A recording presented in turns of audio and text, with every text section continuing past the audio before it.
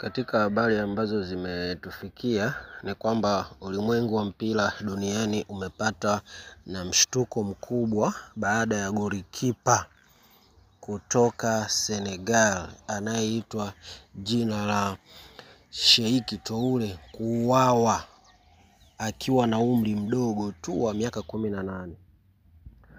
Chanzo chetu kinasema kwamba huyu golikipa kinda kutoka Senegal alikuwa amepata mwaliko kwenda nchini Ghana kwa ajili ya kufanya majaribio ya soka, na endapo angefaulu majaribio yake basi angepata kusajiliwa na timu mojawapo kubwa pale Ghana. Sasa watu kutoka Ghana wakawa wamemwandalia haya majaribio huyu kijana kutoka Senegal, wakamtumia tiketi na nauli. Kijana akasafiri akiwa na matumaini ya kufufua ndoto zake za kucheza ligi ya kulipwa nchini Ghana. Alipofika Ghana akapokelewa vizuri.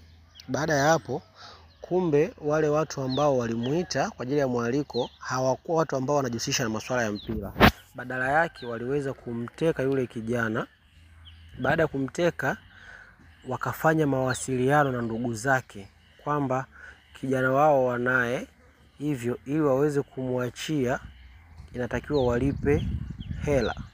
Ina maana hawa watekaji walitumia mbinu ya kumchora golikipa kijana kufanya majaribio ya mpira, lakini lengo lilikuwa ni kuweza kumteka na kushinikiza familia ya huyu golikipa kuweza kutoa pesa ili waweze kumwachia.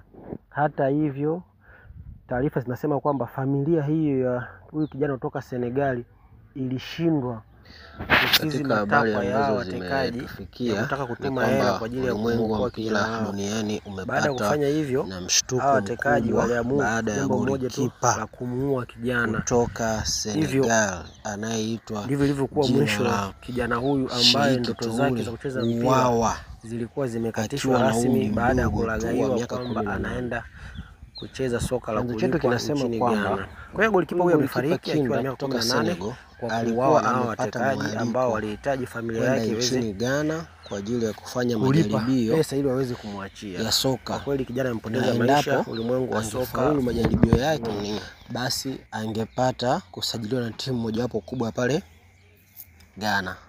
Sasa watu kutoka Ghana wakawa wamemwandalia haya majaribio huyu kijana kutoka Senegal, wakamtumia tiketi na nauli.